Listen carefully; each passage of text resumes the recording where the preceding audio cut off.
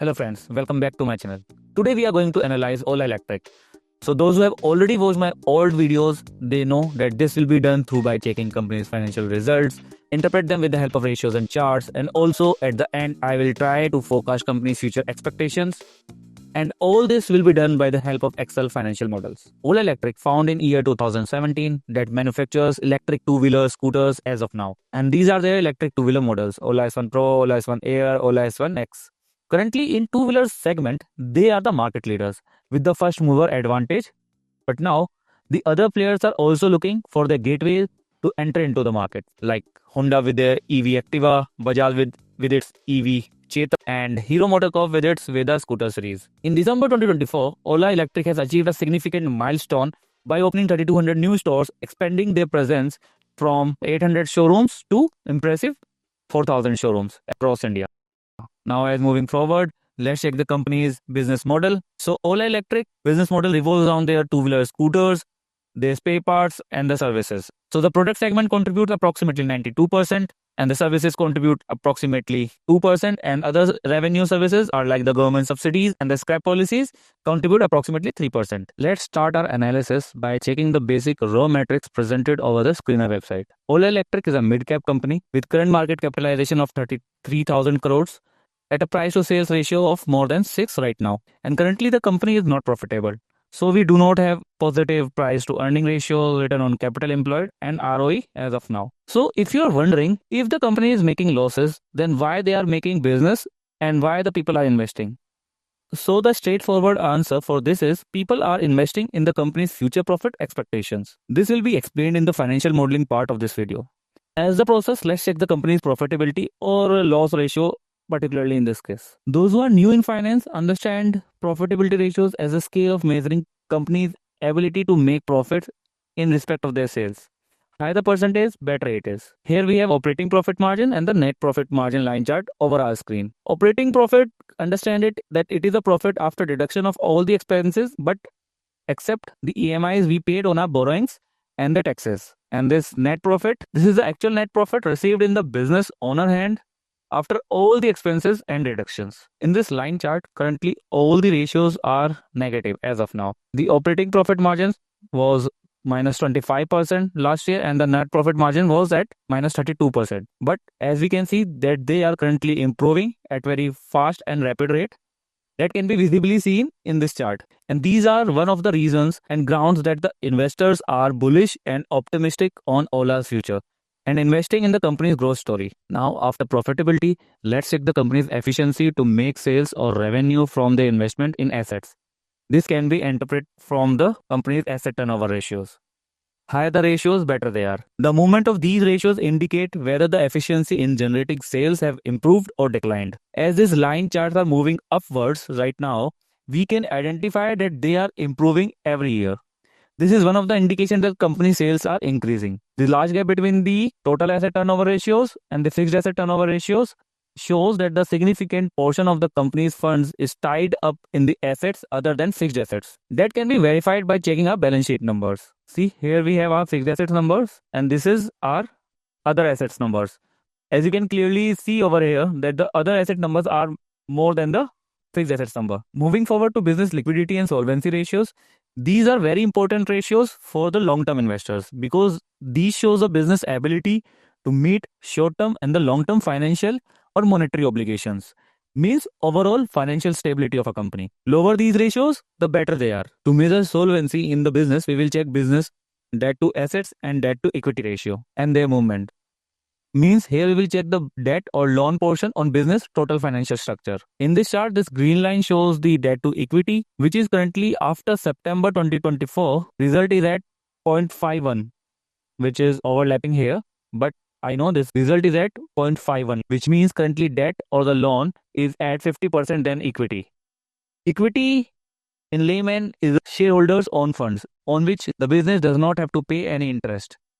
In easy language, if this ratio is 1, that means loan and equity are equal. This blue line shows debt to assets, which is as of now 0.34, meaning 34% of total assets of the companies are made with loan and borrowings. So from the chart movement, you definitely must have got the idea that the Ola Electric has recently reduced its borrowings. Like from last result, it was at 1 and now it is at 0.34, which is a good indication for the business. As we have already seen that the company is not making profit as of now, and the company has interest payments of loan to pay.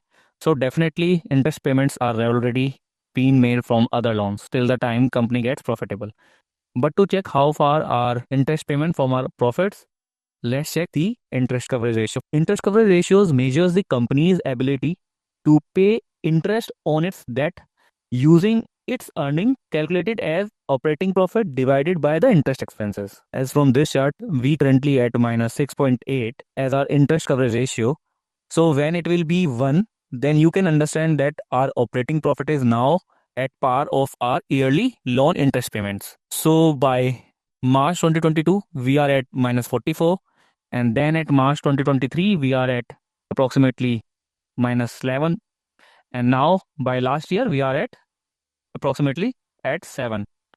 This indicates improvements in our operating profit or reduced our interest payments, which in both the cases is better indication towards the company's growth story. Now we have reached the financial modeling part of the video, where we will see the details of sales performance, company's profit margins, and try to estimate future number based on my best estimates and assumptions to support my decision. Here how the model looks. It's fully dynamic, meaning any change to the input parameters will automatically adjust the profit projections. Here this white portions of the model is actual results, while the green portion here is the forecasted estimates. Currently, I'm focusing on forecasting the next 4 years using the past results and patterns, and as and when we will receive the actual quarterly results, we can refine our predictions and make more confident decisions. Some small tips to read here. Here, these green percentage shows the year-on-year growth of that component, and this red percentage shows the component value in percentage of the revenue. Here, if you can see these percentages, the business had demonstrated impressive sales growth, average more than 100% over the last 3 years based on the past year trends and quarter 1 and quarter 2 actual result for this year. I expect Ola to show growth of approximately within a range of 25 to 30%. Here I have taken 29% in my model this year and 15% year-on-year growth in revenue for the next 3 years, which seems quite reasonable to expect at this level, as the company has raised its stores from 800 to 4,000 in December 2024. Considering the improved operating margins and based on my model calculation, I can anticipate that the Ola Electric will be profitable at operational level in financial year 2026, year ending on March 2027, and the net profit profitability positivity can be expected in financial year 2027, year ending March 2028. The clearer picture can be seen after next year results, which will incorporate the sales numbers and the related expenses of the new 3,200 stores opened in December 2024. With these assumptions of 15% year-on-year growth in sales and 35% improved operating margins, I don't see much hike in stock price from current stock price level. Now let's take a quick look of the expense and the revenue bifurcation. As we have already discussed earlier, finished products is 92%, spare parts is 2.1, service installation 1.8, and other revenues like government subsidies are at 4.2% as of now. And these are the old numbers. And let's check the expense bifurcation here. Cost of material constitute around 89%. Employee benefit scheme is at 9%. Earlier it was 16%. So it has been improved. Other expenses also been reduced from 39 to 29% of revenue. And exceptional expenses also been reduced from 54% to 38% of revenue. Earlier, the EBITDA was at 46% loss, and now we are at 21% loss. So here's the improved numbers year by year. And as a process, let's discuss the potential risk to invest in the Ola Electric.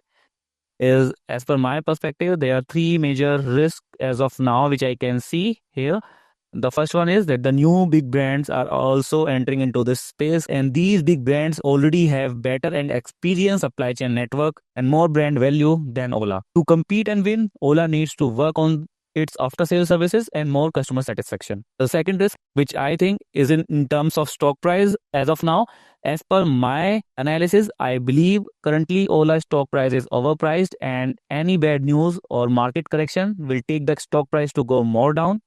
So I would not suggest any new buying position in this stock till the time we cannot see the clear picture of new sales and expenses numbers from the new stores open strategy. The third potential is which I have received as a news, like in January, the chief technical officer and the chief marketing officer have resigned from Ola, and currently the company is operating without its top leadership team. So these are some major associated risks with Ola that I can think of as of now, although some others which remains to startups are also there. To confirm, the impact of CTO and CMO resign can be seen in the upcoming quarter results, and once received, I'll incorporate those numbers into my model and share with you in all upcoming videos. So do let me know in the comment section when these next results arrive.